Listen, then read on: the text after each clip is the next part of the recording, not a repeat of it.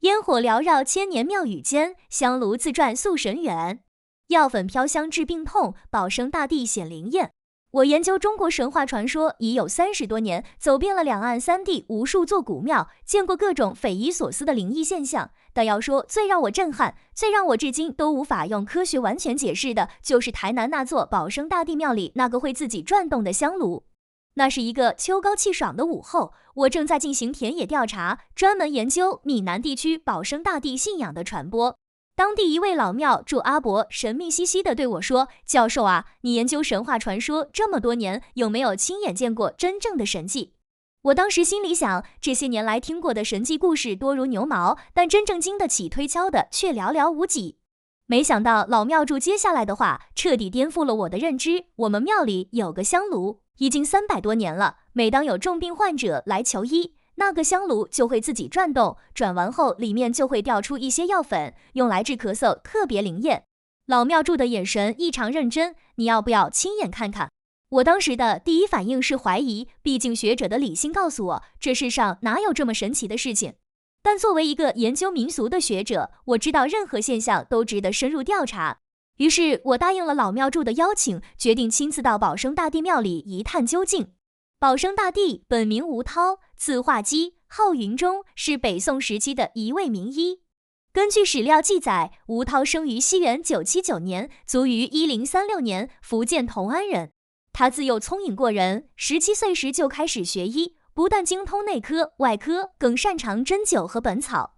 最难得的是，他医者仁心，经常免费为穷苦百姓治病，甚至还会主动出钱买药给病人。当时正值北宋真宗年间，战乱频仍，瘟疫横行，百姓生活困苦。吴涛凭借高超的医术，救治了无数病患，尤其擅长治疗瘟疫和各种疑难杂症。民间传说他能起死回生，甚至连皇帝都听说了他的名声。可惜天妒英才，吴涛在58岁时因为过度劳累而病逝。吴涛去世后，当地百姓感念他的恩德，自发地为他建庙祭祀。奇怪的是，许多病患到他的庙里祈求，病情竟然真的好转了。久而久之，人们开始相信吴涛死后成神，继续在天上行医济世，于是尊称他为保生大帝，意思是保佑众生健康长寿的神灵。保生大帝信仰从福建传播到台湾，是随着明清2代闽南移民的脚步。早期的台湾移民生活艰苦，医疗条件极差，疾病横行。在这种情况下，保生大帝这位神医自然成了移民们精神上的重要支柱。台湾各地陆续建起了保生大帝庙，其中以台南的学甲慈济宫和台北的保安宫最为着名。然而，我即将造访的这座保生大帝庙却不在官方的知名庙宇名单上。它坐落在台南市郊一个叫做药王村的小村落里。据当地人说，这座庙的历史可以追溯到明朝末年。当时有一位福建同安的移民，带着保生大帝的香火来到这里，在一棵古榕树下搭建了简陋的神龛。后来随着信众增多，才逐渐扩建成现在的规模。第二天一早，我就跟着老庙祝来到了药王村。这个村子很小，只有几十户人家，但家家户户都供奉着保生大帝。村子的中央就是那座古庙，外观看起来并不起眼，红砖青瓦，典型的闽南建筑风格。但一进入庙内，我就被一股奇特的氛围所震撼。庙里弥漫着淡淡的药香，不是普通的檀香味，而是一种复合的中药味道，有人参、当归、甘草等多种药材混合的香气。正殿中央供奉着保生大帝的神像，神像雕刻精美，面容慈祥，手持药葫芦，身穿道袍。最引人注目的是神像前面的那个香炉，材质看起来是青铜，造型古朴，表面有些绿色的铜锈，显然年代久远。这就是那个会自己转动的香炉吗？我好奇地问道。老庙祝点点头，神情变得更加严肃，就是这个。不过平常它是不会动的，只有在特定的情况下才会转动。什么特定情况？当有重病患者来求医的时候。而且不是所有的病都管用，主要是治咳嗽、气喘这类呼吸道疾病。老庙祝解释道，你看，今天刚好有个病人要来，等一下你就能亲眼见证了。我心中暗想，会不会是巧合？还是有什么人为的机关？作为一个学者，我必须保持怀疑的态度。但同时，我也对即将发生的事情充满了期待。大约过了半个小时，一个中年妇女搀扶着一位老人走进了庙里。那位老人看起来70多岁，脸色苍白，走路气喘吁吁，不时发出剧烈的咳嗽声。中年妇女应该是他的女儿，脸上满是焦虑和担忧。阿公的咳嗽越来越严重了，医院的药都吃过了，就是不见好转。女儿对老庙祝说道，听邻居说这里很灵验，所以就带阿公来试试看。老庙祝点点头，示意他们到保生大帝神像前跪下。你们先诚心祈祷，求保生大帝慈悲，赐药治病。我站在一旁仔细观察，想看看到底会发生什么。那对母女跪在神像前，双手合十，嘴里念念有词。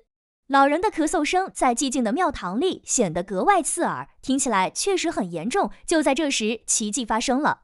那个古老的青铜香炉在没有任何外力触碰的情况下，竟然真的开始缓缓转动起来。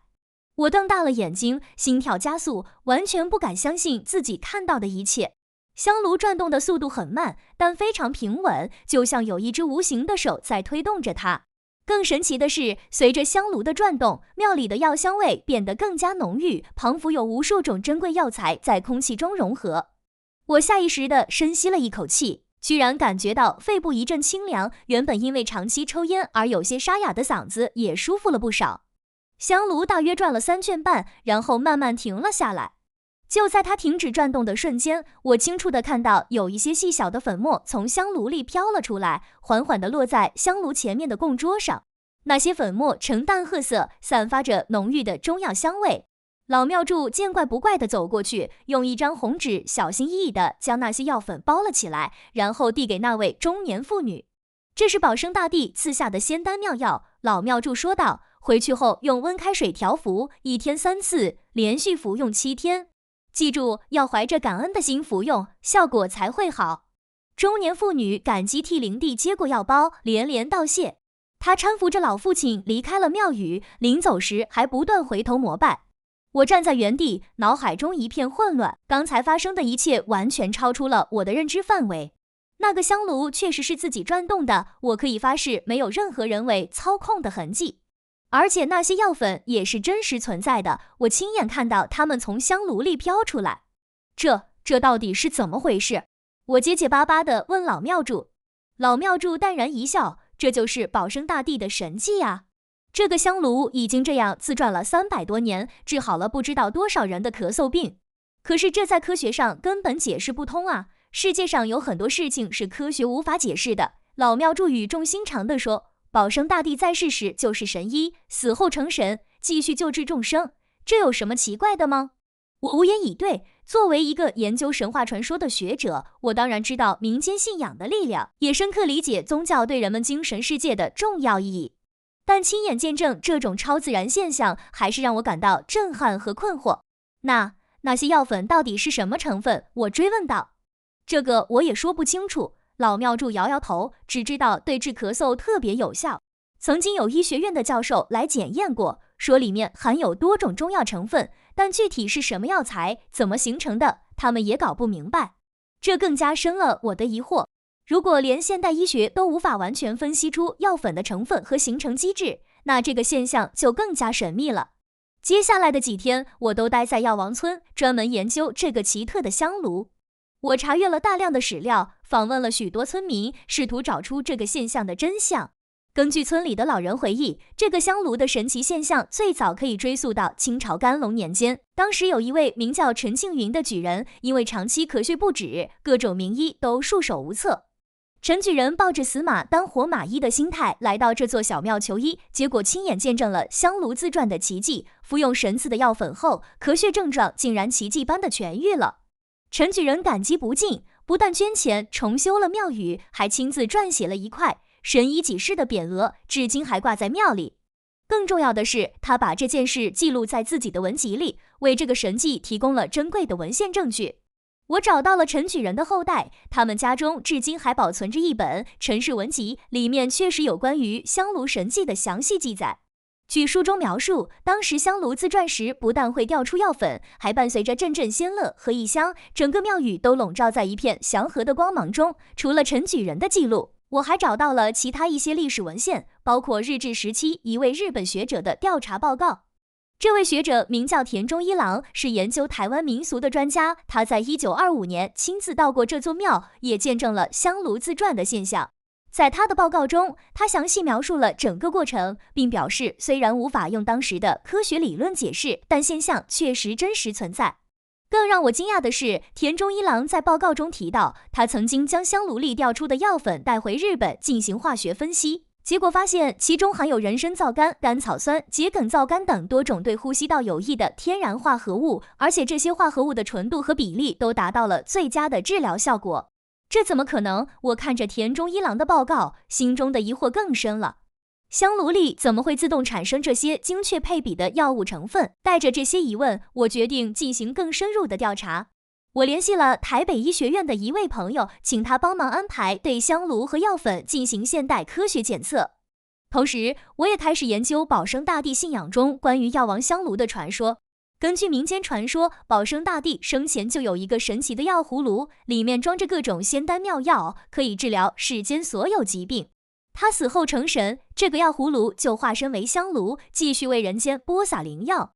每当有虔诚的病患前来求医，保生大帝就会显灵，让香炉自转，并从中撒出对症的药粉。这个传说听起来很玄妙，但我发现它在道教的神仙谱系中确实有其依据。道教认为，得道的神仙可以通过法术将物质转化为其他物质，这叫做点石成金或化腐朽为神奇。保生大帝作为医神，具备这种神通是完全可能的。更有意思的是，我发现类似的神药香炉在中国其他地方也有记载，比如四川峨眉山的药师佛庙、陕西终南山的孙思邈庙都有类似的传说。这说明，在中国的宗教文化中，神灵赐药是一个普遍存在的信仰元素。然而，作为一个理性的学者，我不能仅仅满足于宗教解释，我需要找到更多的证据，从多个角度来研究这个现象。1周后，台北医学院的检测结果出来了。报告显示，香炉本身确实是明代末期的青铜制品，里面含有锡、铅等金属元素，但没有发现任何现代工艺的痕迹。更神奇的是，香炉的内壁上竟然检测到了微量的人参、甘草、桔梗等中药成分，而且这些成分似乎是长期累积形成的，不是人为添加的。至于那些药粉，检测结果更是令人惊奇。报告显示，药粉中含有10几种中药的有效成分，包括人参皂苷 2G1、2B1、甘草酸、桔梗皂苷 D、川贝碱、枇杷叶总黄酮等等。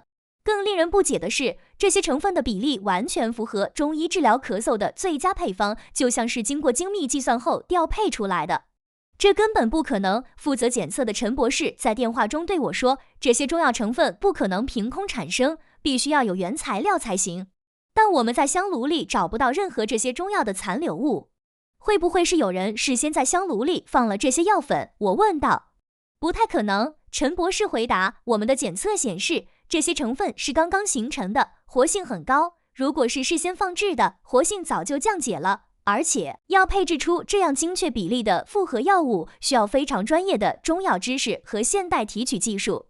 这个检测结果让我更加困惑。科学检测证实了药粉的疗效，但同时也证实了它的来源无法解释。这就形成了一个矛盾，现象是真实的，但用现有的科学知识无法解释其原理。就在我为这个谜团困扰不已的时候，一个意外的发现改变了我的研究方向。那天我在庙里翻阅古籍时，无意中发现了一本破旧的手抄本，封面上写着“药王真传”4个字。我小心翼翼地翻开这本书，发现里面记载的竟然是保生大帝的炼丹秘法。根据书中记载，保生大帝生前不但是名医，还是一位道士，精通炼丹术。他曾经在同安的一座山洞里修炼多年，不但练成了起死回生的医术，还掌握了化气成丹的仙法。所谓化气成丹，就是能够将天地间的灵气转化为各种灵丹妙药。书中还详细描述了这种法术的原理，天地之间五行之气无处不在，金气可化为参芪，木气可化为柴胡，水气可化为茯苓，火气可化为川芎，土气可化为甘草。得道之士能以神识引导五行之气，聚于丹炉之中，自然化生灵药。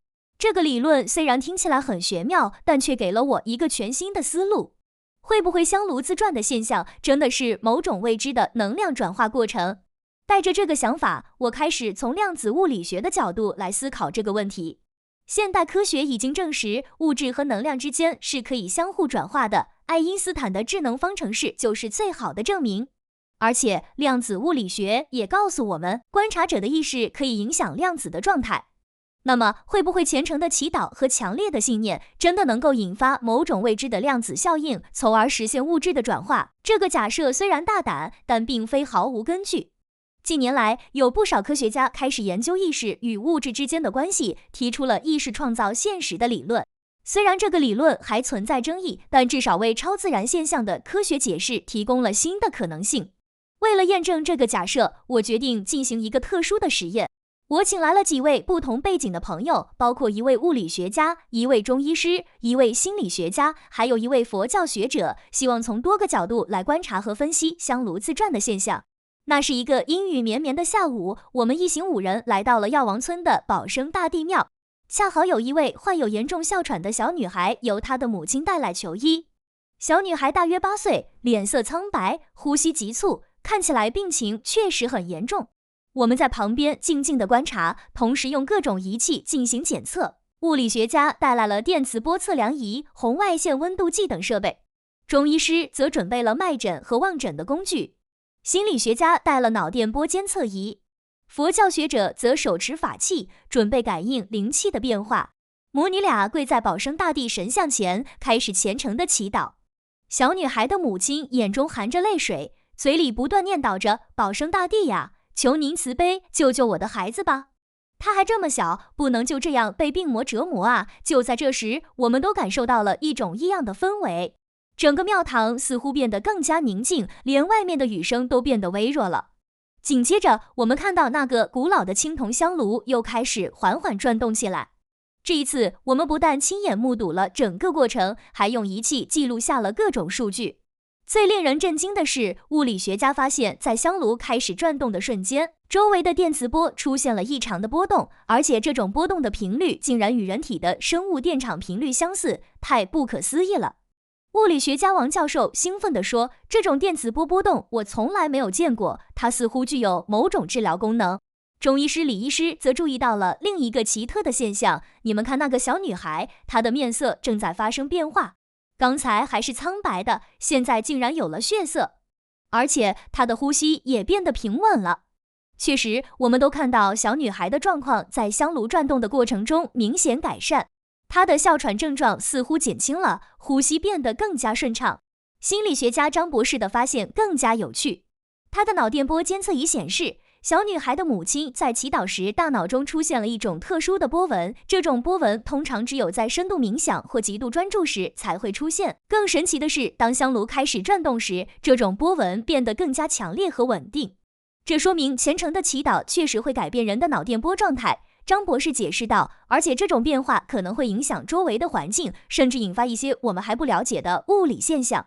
佛教学者释悟空法师的感受是最直观的。他告诉我们，在香炉转动的时候，他感受到了一股强烈的慈悲能量，这种能量充满了治疗的力量。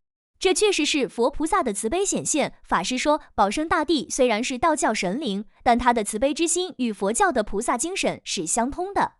香炉转了大约4圈，然后慢慢停了下来。和之前一样，一些淡褐色的药粉从香炉里飘了出来，落在供桌上。这一次，我们不但记录下了药粉的产生过程，还用高速摄影机拍摄下了整个过程的慢镜头。后来分析录像时，我们发现了一个更加惊人的细节，药粉并不是从香炉的内壁剥落的，而是真的凭空出现的。在慢镜头中，我们可以清楚地看到，那些药粉就像从空气中凝结出来的一样，先是出现微小的光点，然后逐渐凝固成粉末状。这完全颠覆了物质守恒定律。王教授摇着头说，按照现有的物理学理论，物质不可能凭空产生。但我们亲眼看到的却是这样的现象。我们将这次产生的药粉又送去了实验室检测，结果和之前的一样，含有多种中药的有效成分，而且配比完全符合治疗哮喘的最佳方案。更令人惊奇的是，这次的药粉中还检测到了一些针对小女孩特殊体质的个性化成分，这就像是量身定做的药物。负责检测的陈博士感叹道，不但能治疗她的哮喘，还能调理她的整体体质。这种精准度，即使是最先进的个性化医疗技术都难以达到。1周后，小女孩的母亲带着她来到庙里还愿。我们惊奇地发现，小女孩的哮喘症状已经完全消失了，面色红润，精神饱满，完全看不出曾经是个病秧子的样子。真的太神奇了！小女孩的母亲激动地说，医生都说这是奇迹，她的肺功能检查结果完全正常，而且比一般的孩子还要好。这个案例让我们所有人都深深震撼。一个8岁的小女孩患有严重的哮喘病，在服用了香炉中神奇产生的药粉后，竟然完全康复了。这不但证实了保生大帝香炉的神奇疗效，也让我们对整个现象有了更深的认识。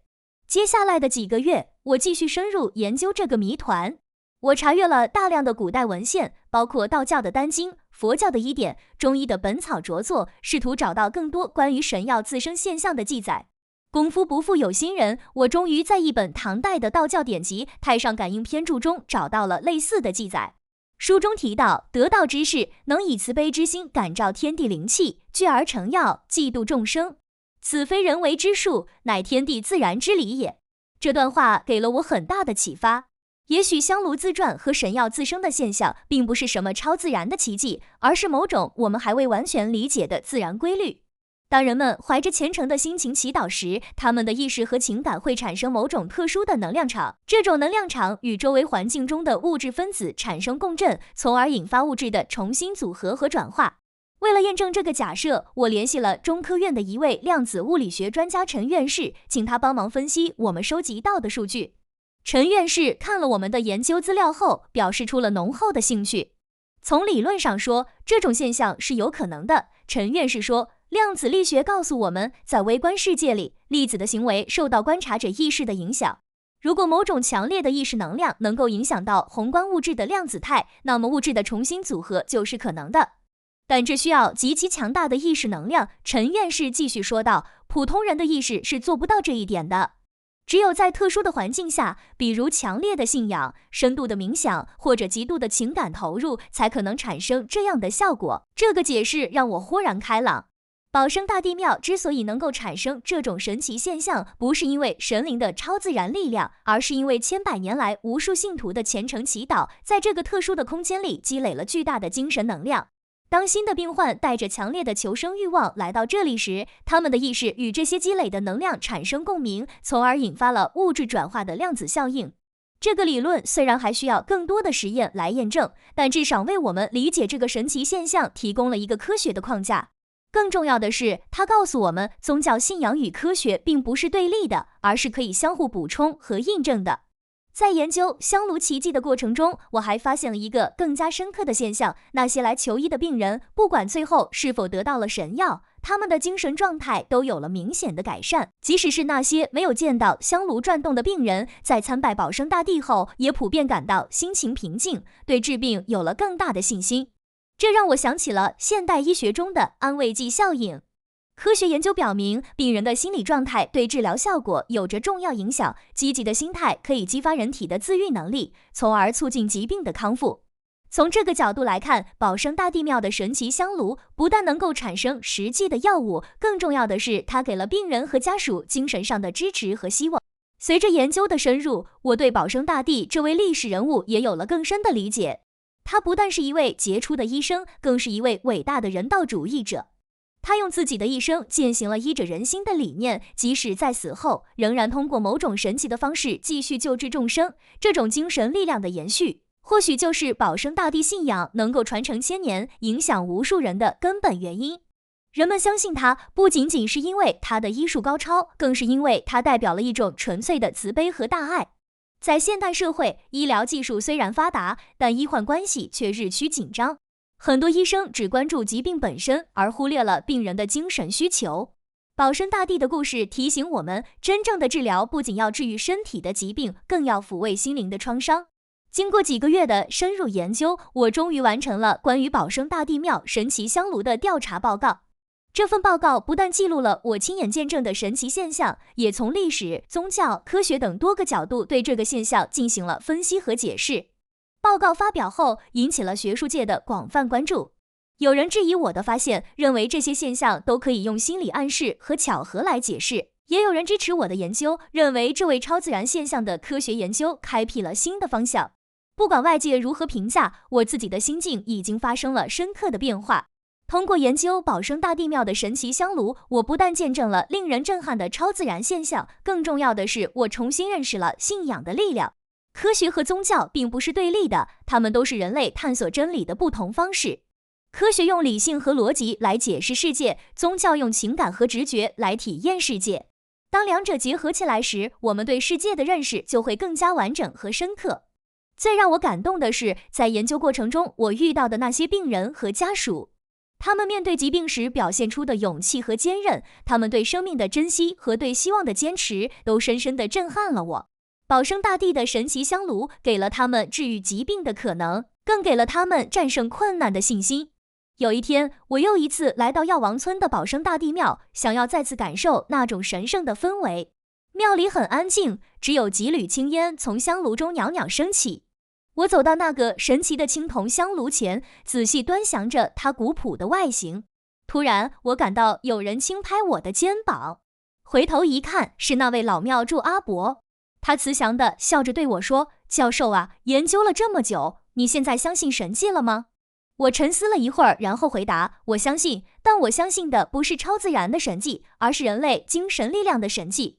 保生大帝之所以能够显灵，不是因为他有什么超能力，而是因为他的慈悲精神感动了无数人，这种精神力量积累起来，就产生了我们看到的奇迹。”老庙祝点点头，说得好。其实神迹就在我们身边，在每一个善良的心灵里，在每一次无私的帮助中，在每一份真诚的关爱里。保生大帝的香炉会转动，是因为来求医的人心诚，而心诚就是最大的神迹。这句话深深地触动了我。是的，世界上最大的神迹不是那些超自然的现象，而是人与人之间的关爱，是在苦难面前不放弃希望，是在绝望中依然相信美好。在接下来的岁月里，我继续关注着药王村的保生大帝庙，也持续跟踪研究着香炉自转的现象。随着时间的推移，我发现这个现象并没有因为现代医学的发达而消失，反而变得更加频繁。也许这正说明了，无论科技如何进步，人类对于精神慰藉的需求永远不会改变。